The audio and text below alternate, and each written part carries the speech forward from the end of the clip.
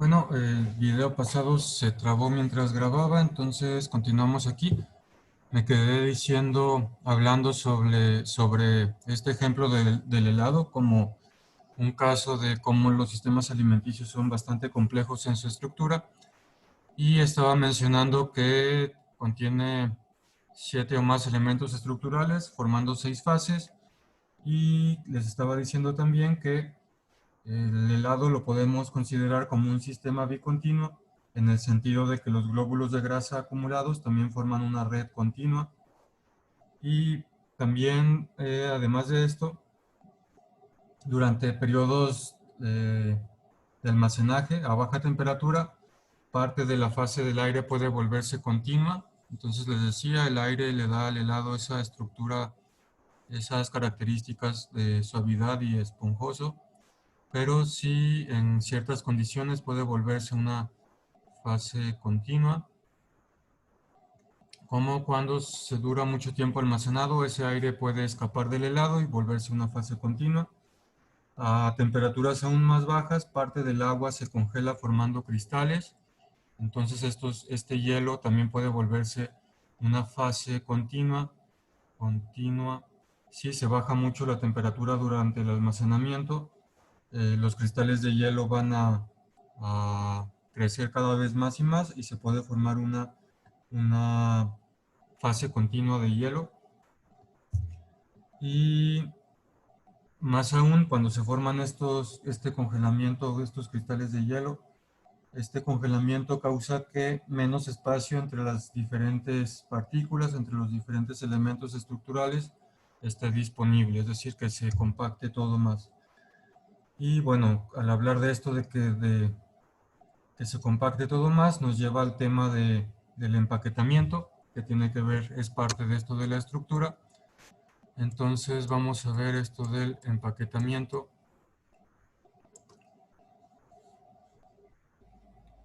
Empaquetamiento. ¿Qué es esto del empaquetamiento? Bueno, básicamente es una forma de medir cuánto volumen ocupan las partículas en el espacio interno de lo que vamos a llamar una celda unitaria. ¿Cuánto volumen ocupan las partículas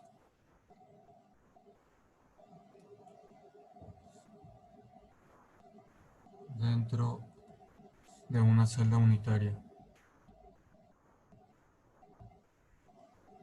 Y bueno, para tener una medida de esto vamos a utilizar lo que se conoce como factor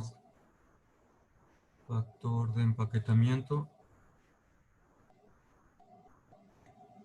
En este caso puede ser el factor de máximo empaquetamiento, es decir, cuál es el máximo de volumen que pueden ocupar esas partículas, o también lo vamos a llamar como fracción de volumen máximo de partículas, fracción de volumen máximo de partículas. Entonces, este factor de máximo empaquetamiento y fracción de volumen máximo de partículas van a ser la misma cosa. Lo vamos a denotar con la letra griega phi. Y como en el caso de que sea el factor de máximo empaquetamiento o la fracción de volumen máximo, le vamos a poner en subíndice aquí un max, phi max.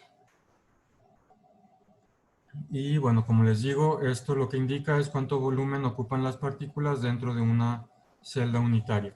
Como ya podrán ir viendo, tengo aquí estos dibujitos y estos dibujitos son esquemas de el cuadro va a ejemplificar lo que sería la celda unitaria y en las esferas pues cada partícula. Entonces lo que queremos ver con esto del empaquetamiento es cuánto volumen ocupan esas partículas dentro de una celda unitaria.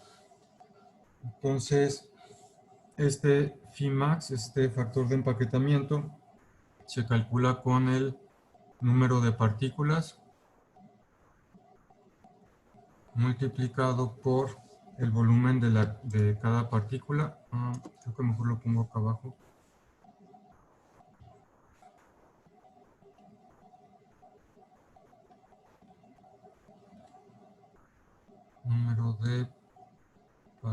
partículas multiplicado por el volumen de cada partícula, volumen de la partícula, y dividido entre el volumen de la celda unitaria, volumen celda unitaria. Ok, y bueno, el volumen de la celda unitaria va a depender de sus parámetros, como por ejemplo, cuánto mide de largo esa celda unitaria,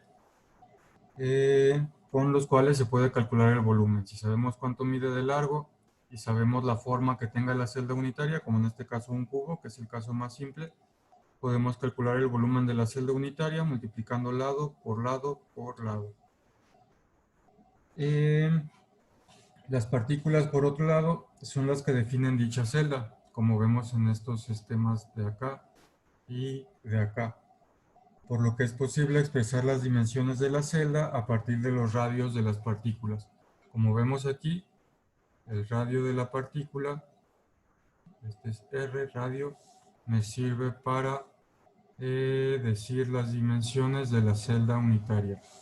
Por ejemplo, aquí vemos que en este caso simple, la malla cúbica simple, tenemos que el radio, dos veces el radio de la partícula es igual a uno de los lados de la celda unitaria, 2R. Entonces, se puede expresar las dimensiones de la celda unitaria, se pueden expresar como función de el radio de las partículas. Como vemos aquí, A, que va a ser el lado de la celda unitaria, es igual a dos veces el radio de las partículas. Un radio más dos radios. Perdón, un radio más un radio, dos radios. Entonces, bueno, vamos a hacer un ejemplo considerando este arreglo cúbico simple. Entonces, para esferas monodispersas, esto de monodispersas quiere decir que solo vamos a tener esferas del mismo tamaño. Entonces, para esferas monodispersas en un arreglo cúbico simple, el fin máximo sería lo siguiente. El arreglo cúbico simple es como este, en el que cada esquina del cubo está ubicada el centro de la partícula. Hay diferentes tipos de arreglos y los diferentes tipos de arreglos van a hacer que el factor de empaquetamiento máximo sea diferente. Este es el más simple, nomás para verlo como ejemplo, pero hay arreglos que permiten que haya más volumen de partículas dentro de la celda unitaria. Nomás como ejemplo, pues vamos a ver el caso del que tengo aquí en los dibujos, que es el arreglo cúbico simple con esferas todas del mismo tamaño. Entonces, en este caso, para utilizar esta fórmula, tenemos que el volumen de la celda, volumen celda, va a ser igual a, como es un cubo, es lado por lado por lado, o lado al cubo. Vemos que, o ya vimos que el lado del cubo mide dos veces el radio de la partícula, entonces va a ser 2R por 2R por 2R. Esto va a ser 8R cúbica. Este es el volumen de la celda unitaria, este de aquí. El volumen de la partícula, volumen partícula, es igual al volumen de una esfera, porque es lo que estamos considerando. Y pues la fórmula de volumen de una esfera es 4/3 de pi por radio al cubo. Y lo último que nos falta ver es el número de partículas. ¿Cuántas partículas están dentro de esa celda unitaria? Y el número de partículas es 1. Vamos a ver por qué es 1. Si se fijan en este esquema de aquí, vemos que dentro de la celda unitaria solo hay una fracción de cada partícula. ¿Cuánto es esa fracción? Podemos ver que es 1/8 de esfera lo que hay en cada una de estas esquinas del círculo.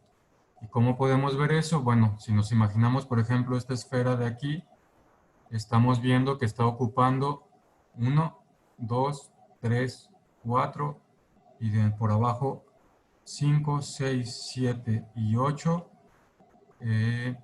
cubos. Es decir, la esfera completa esta central para que está ocupando la esquina de 8 cubos, los cuales son estos 4 cubos de arriba y son también estos otros 4 cubos de acá abajo. Entonces, si una esfera cabe en 4 más 4, 8 cubos, quiere decir que en cada uno de esos cubos, como aquí, tenemos 1/8 de esfera. Entonces, cada uno de estos cachitos es 1/8 de esfera, 1/8 de partícula. ¿Y cuántos octavos tenemos? Pues simplemente podemos contar. Tenemos 1, 2, 3, 4, 5, 6, 7 y el de la esquina de atrás, 8. Entonces tenemos 8 octavos de esfera, 8 octavos de partícula y 8 octavos, 8 entre 8 es igual a 1, es decir, en este caso del arreglo cúbico simple, tenemos una partícula dentro de la celda unitaria. Entonces, para el caso de las esferas monodispersas en un arreglo cúbico simple, tenemos que phi max va a ser igual a número de partículas 1, que multiplica el volumen de la partícula, que es 4/3 de pi por radio al cubo, entre el volumen de la celda unitaria, que es 8 veces el radio al cubo. Entonces, radio cúbico con radio cúbico se elimina. Y esto es igual a 4 por pi. 1 por 4/3 es 4/3. El 3 lo podemos poner abajo, que multiplica al 8. Y bueno, habría que hacer estas operaciones. 4 octavos, esta parte de aquí es igual a 1/2. Entonces esto es igual a 1/2 por el 3 que tenemos abajo por pi. Entonces esto es igual a pi entre 6 y esto es aproximadamente igual a 0.52. Este factor de empaquetamientos no tiene unidades, es una fracción, por eso también lo vemos como fracción de volumen máximo, es una fracción entre 0 y el máximo teórico posible sería 1, pero como les digo, eso va a cambiar dependiendo del arreglo que escojamos. En el caso de este arreglo cúbico simple, el volumen máximo que van a ocupar las partículas dentro de la celda unitaria es el 52% o 0.52 si lo queremos escribir de forma decimal. Ok. Tomando consideraciones similares en otro tipo de arreglo, por ejemplo en el arreglo hexagonal, esto es un caso, otro caso sería el arreglo hexagonal. El arreglo hexagonal es el empaquetamiento más compacto posible y este arreglo hexagonal me da un factor phi max igual a 0.74. Es decir, con este arreglo hexagonal hay más partículas dentro de la celda unitaria y ocupan el 74% del volumen de la celda unitaria. Estos dos casos son arreglos teóricos. Son casos de, ¿cómo se puede decir? Como de experimentos mentales, considerando esferas perfectas. Y bueno, esto no pasa en la vida real. Algunas, para algunos casos, por ejemplo, en la práctica obtenemos valores distintos. En la práctica, por ejemplo, comúnmente se observa para esferas sólidas que phi max es igual a 0.6. Es decir, este arreglo hexagonal también es para esferas. En la práctica podemos encontrar para esferas sólidas también, esferas, un phi max igual a 0.6 y pueden ver que es bastante menor este 0.6 que el 0.74 máximo posible. Esta diferencia entre los valores prácticos y los teóricos se debe a diferentes razones. Una de las razones es que la fricción entre las esferas impide alcanzar su empaquetamiento más cercano, es decir, fricción entre las esferas dentro de nuestra dispersión hace que se amarren en ciertas posiciones y no se logre el empaquetamiento más cercano. En la práctica, para emulsiones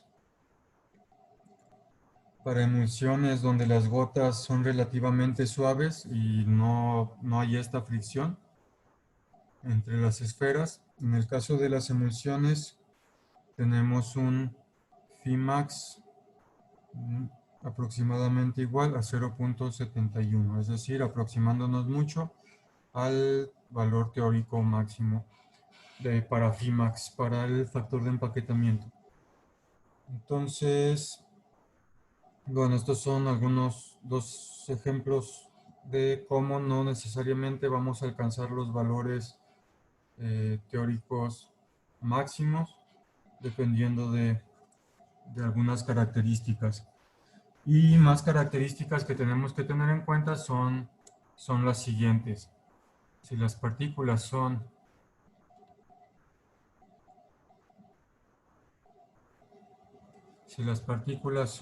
más polidispersas,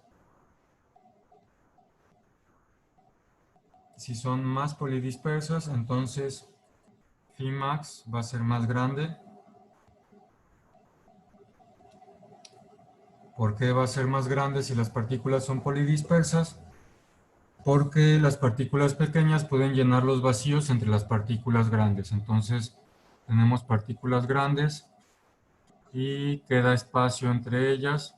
Si tenemos una dispersión polidispersa, vamos a tener diferentes tamaños de partículas y algunas partículas pequeñas pueden caber en los espacios de las partículas más grandes y entonces hay más partículas dentro de mi celda unitaria y hay más partículas que ocupan ese volumen de la celda unitaria. Entonces, partículas más polidispersas quiere decir que va a haber un factor de empaquetamiento mayor.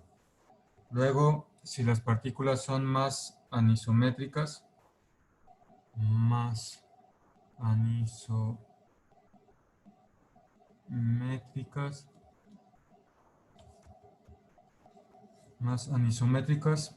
anisométrico creo que ya lo habíamos visto qué significaba en el video pasado.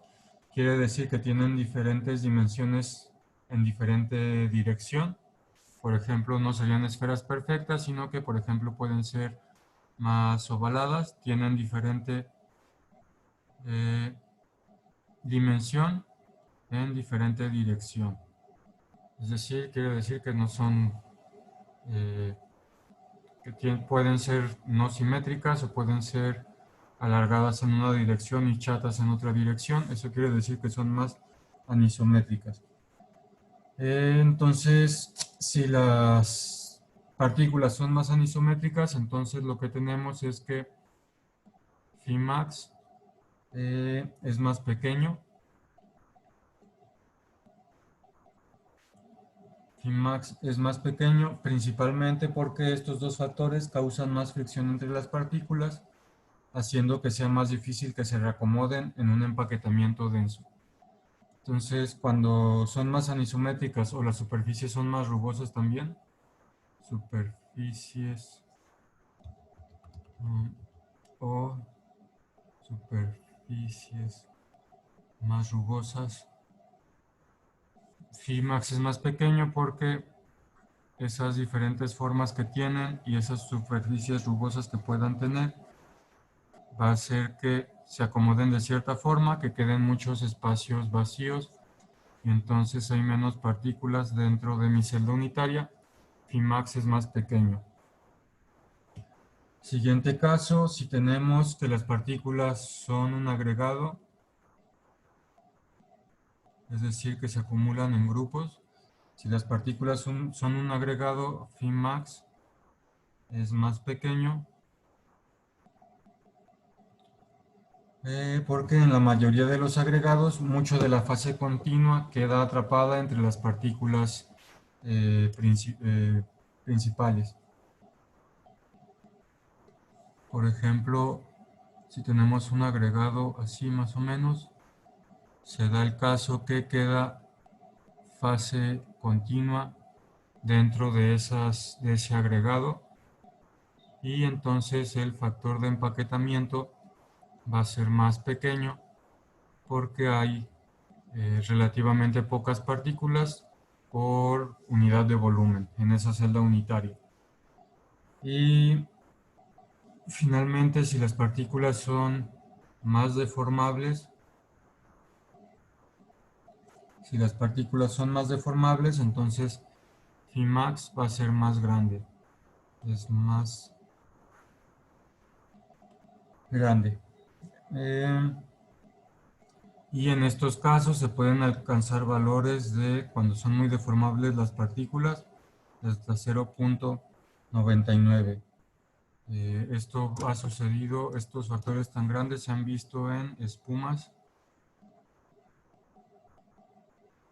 donde las burbujas grandes pueden fácilmente ser deformadas, compactar la estructura y que quepan muchas partículas dentro de la celda unitaria. Entonces, si podemos deformar las partículas, phi max va a ser más grande porque van a apachurrarse y van a ocupar mucho volumen dentro de la celda unitaria.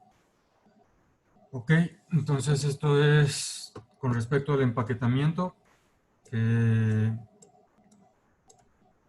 tiene que ver con la estructura de los sistemas dispersos. Otra cosa que tiene que ver con la estructura de los sistemas dispersos va a ser el orden, qué tan ordenadas están las partículas.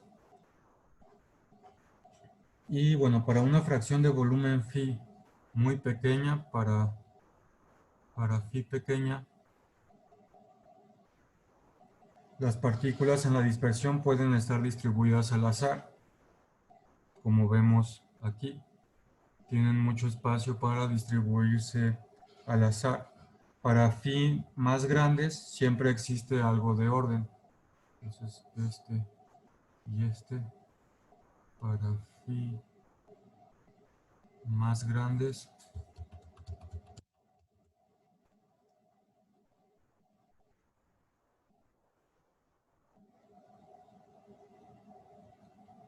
siempre hay algo de orden. Para phi pequeña, las partículas se pueden distribuir al azar. Y bueno, esto, como les digo, pues los mostramos en B y C. Tenemos que, si consideramos este círculo como nuestra celda unitaria, vemos que hay muchas partículas dentro, tenemos un número phi grande, un factor de empaquetamiento grande, y va a haber algo de orden porque las partículas ya no se van a poder distribuir de forma aleatoria. Para números de empaquetamiento pequeños, las partículas sí se pueden distribuir al azar y hay menos orden en este caso, como en la figura. En el caso de esferas monodispersas, tenemos el caso de que alrededor de cada esfera, eh, vamos a decir que tienen radio R mayúscula. Para el caso de esferas monodispersas con un radio R, hay un volumen de 4/3 de pi por 2r al cubo que no está disponible para otras esferas. Vol no disponible para otras esferas. Y bueno, este volumen de aquí es desde aquí hasta acá, 2r. Entonces todo este volumen en rojo es este de aquí.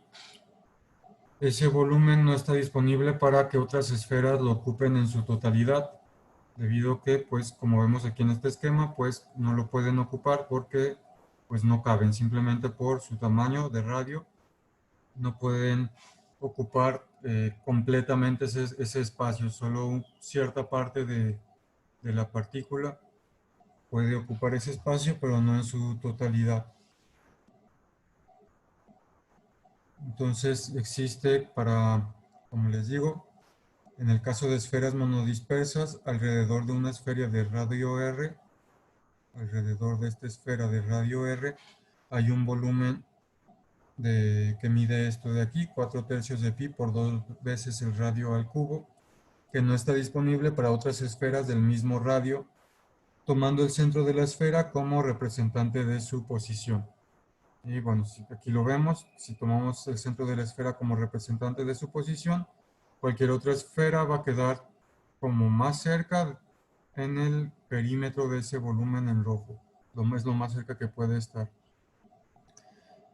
Eso implica que una distribución al azar no es posible porque, bueno, no podemos tener una esfera aquí adentro porque si estuviera allá adentro, entonces estaría ocupando parte del lugar que ya ocupaba la primera esfera y pues eso no se puede, eso no pasa.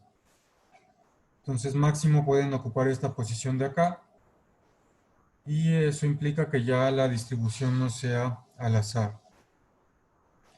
Entre más grande sea el factor de empaquetamiento, entre más grande phi, menos al azar es la distribución.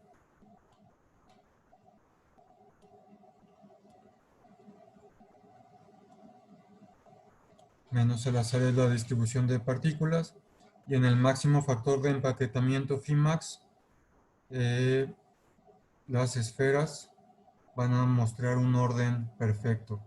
En el caso de esferas, para phi max tendríamos orden perfecto.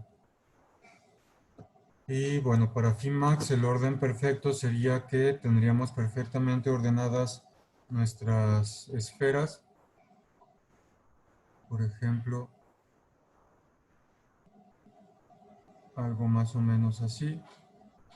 Para el factor máximo de empaquetamiento, pues tendríamos que estarían en una estructura, en el caso más simple, en estructura cúbica simple, pero les digo, hay otros tipos de estructura, pero para Fimax estaríamos haciendo que llenen perfectamente esa estructura, en este caso cúbica simple. Es decir, que en cada uno de los vértices del cubo haya una esfera, que se ubique ahí el centro de la esfera y tendríamos este orden perfecto, entre comillas. Bueno, este es un ejemplo para arreglo cúbico simple. Para Fimax vamos a tener el orden máximo vamos a tener el orden máximo en la distribución de las partículas.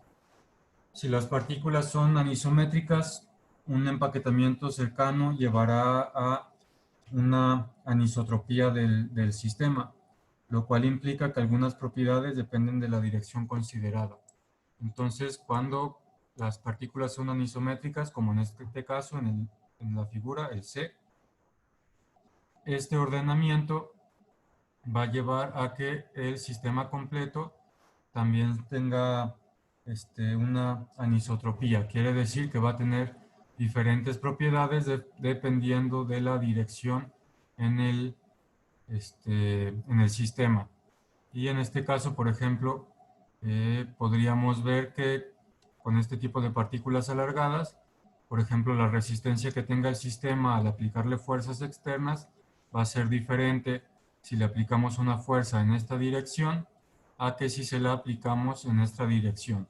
Eso se debe a que estas partículas internas están formando una estructura en base a sus diferentes dimensiones y en base a su acomodo.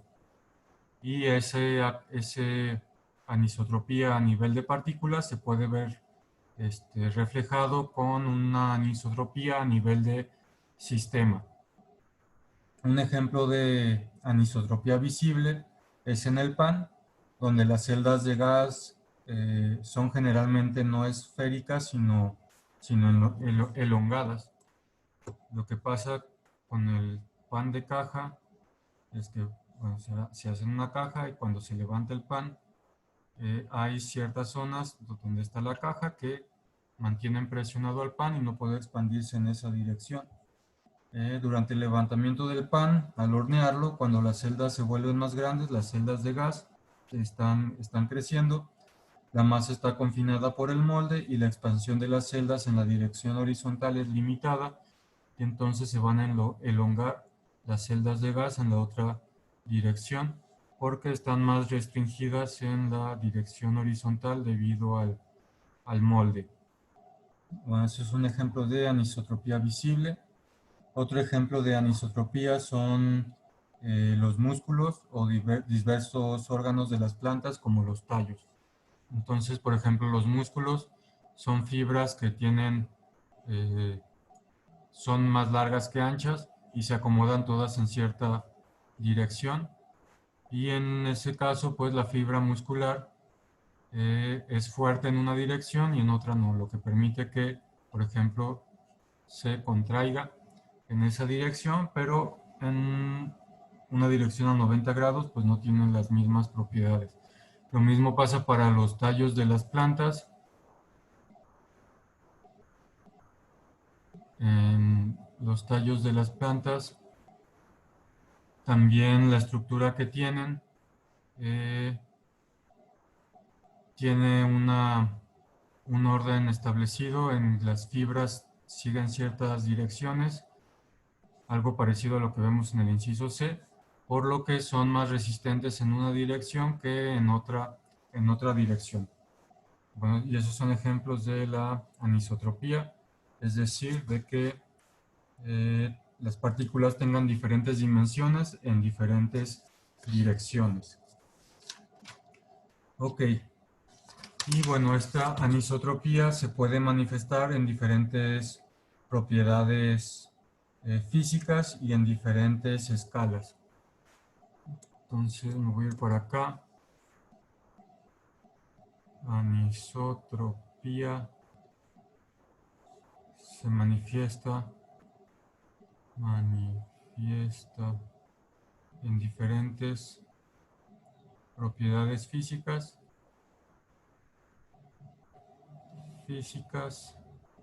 y en diferentes escalas de tamaño. Entonces, el mejor ejemplo de esto es más bien, una de estas propiedades de la anisotropía que se ejemplifica o se manifiesta en diferentes propiedades es la anisotropía óptica. Y el mejor ejemplo de esto de la anisotropía óptica es cuando el índice de refracción depende de la dirección. Índice de refracción depende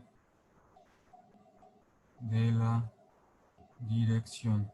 El índice de refracción es una medida de la diferencia que hay entre la velocidad de la luz en el vacío y la velocidad de la luz dentro de un medio. No sé si recuerdan de alguna de sus clases de física de prepa o si por lo que hayan llevado de clase de física, si vieron algo de óptica, es que cuando la luz pasa por un medio, si viene del vacío, pasa por ese medio, su velocidad es diferente dentro del medio y entonces el rayo de luz se desvía. Le voy a poner aquí N1 y N2, quiere decir son los diferentes índices de refracción.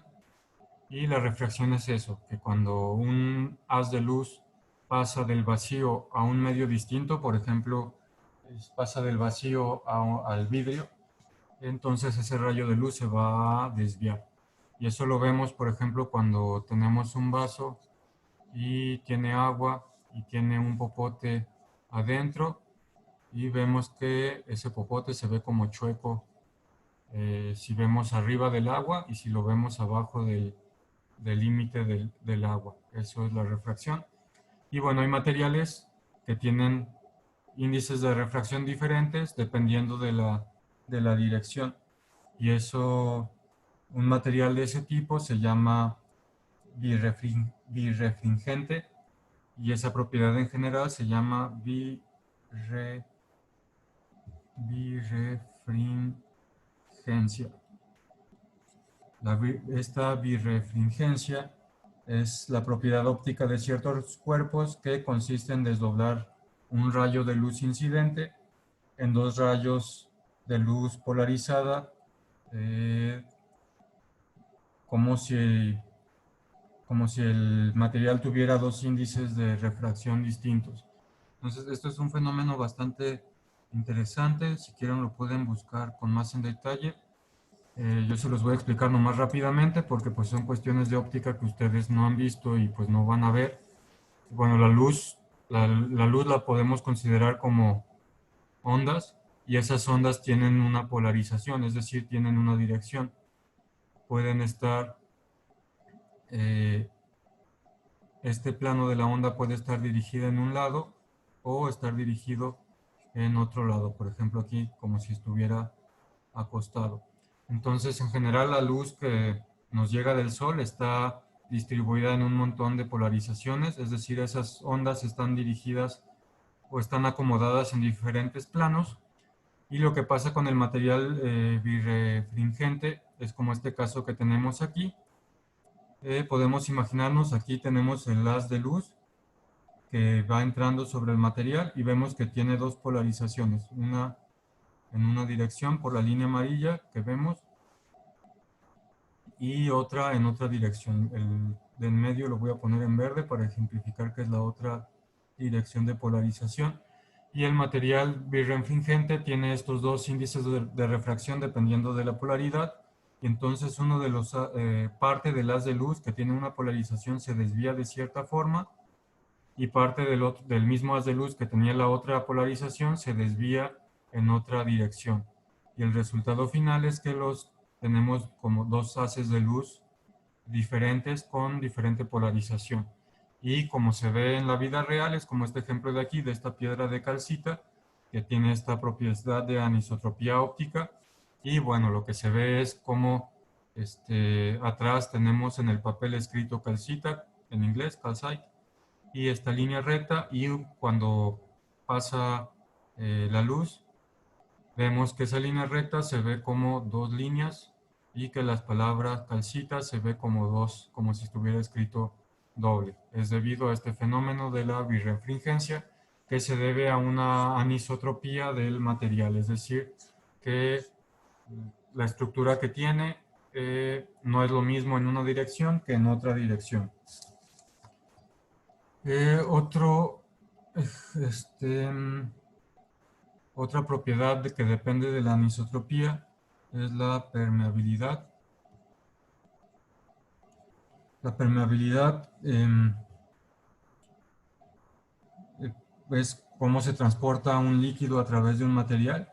Y bueno, este transporte de líquido a través de un material puede depender en gran medida de la dirección. Es decir, es una anisotropía.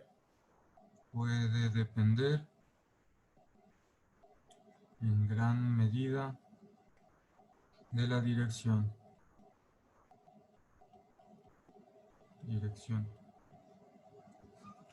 El principal ejemplo de esto es la madera, que se deriva del tejido vascular que consta de células tubulares largas necesarias para el transporte de agua.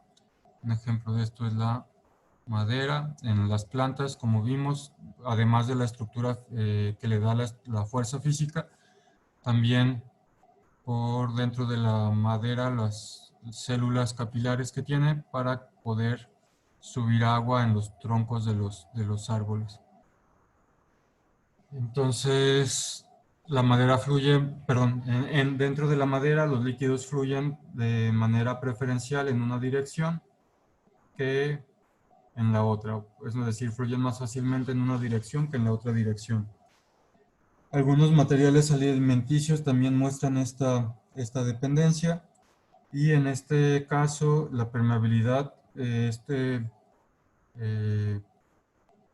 fenómeno de permeabilidad junto con la anisotropía, es decir, que la dirección de flujos dependa de la anisotropía del material, se da en escalas de un micrómetro. En el caso de la birrefringencia, eran escalas moleculares. Este de acá se da a escalas moleculares. Es decir, que la anisotropía del material se da a escalas moleculares. En el caso de la permeabilidad, la anisotropía del material se da a escalas de un micrómetro. Y las otras propiedades que pueden depender de la anisotropía son algunas propiedades mecánicas, como fenómenos reológicos y fenómenos de fractura. La reología es una parte de la física de medios continuos que estudia la deformación y el flujo de materia. Estudia deformación y flujo. Y bueno, los fenómenos de fractura, pues es cuando los materiales se someten a un esfuerzo y se rompen. Esta anisometría está muy extendida entre los alimentos naturales y los alimentos fabricados por hilado o por extrusión, y es causada por elementos estructurales relativamente grandes. Esta anisotropía se da a una escala de micrómetros a milímetros. Y bueno, los ejemplos que vimos al inicio del músculo y las fibras de las plantas, las fibras de los tallos de las plantas, son ejemplos de esto. Dependiendo de la dirección, su estructura es más fuerte o más débil. Y bueno, para terminar esto de la estructura, las estructuras más complicadas se encuentran en los alimentos naturales. En los alimentos naturales vamos a encontrar estructuras muy complicadas, como vemos este ejemplo esquemático aquí de una manzana. Una manzana tiene numerosos elementos estructurales y se pueden acomodar en un orden jerárquico. Por ejemplo, aquí de mayor tamaño a menor tamaño. Y en cada nivel, diferentes aspectos específicos tienen importancia. Por ejemplo, bueno, aquí vemos la manzana en una escala de 5 centímetros, es el órgano como tal, la manzana como tal. Si nos acercamos a una escala de 5 milímetros, de 0.5 milímetros, vemos el tejido de la manzana y vemos la estructura formada por células. Vemos que esa estructura está formada por células. Si nos acercamos más a 50 micrómetros, vamos a ver esa célula, una de las células completas, y vemos que la célula también está compuesta de diferentes elementos estructurales. Si nos acercamos más de 50 micrómetros a 1 micrómetro, vamos a ver la pared celular. Esta parte de aquí es la pared celular y vemos también que tiene cierta estructura. Y si nos acercamos todavía más, pues vamos a ver la estructura ya molecular de la celulosa. Y bueno, entonces aquí vemos cómo desde el nivel molecular, la forma en que se acomodan esas moléculas para formar la celulosa, dan a su vez la estructura de la pared celular, y la pared celular da la estructura a la célula como tal, y esas células se acomodan de cierta forma para darle la estructura al tejido y a su vez el tejido al órgano completo, a la manzana completa. Y bueno, aquí vemos el caso de las plantas, como la dirección en la que se acomodan los elementos estructurales le van a dar su estructura a la manzana como sistema completo. Bueno, para obtener un entendimiento completo de las propiedades del sistema y las propiedades del sistema, la estructura y las interacciones entre los elementos estructurales, se deben estudiar todos estos aspectos en diferentes escalas, desde la escala molecular hasta la escala macroscópica, como estamos viendo aquí.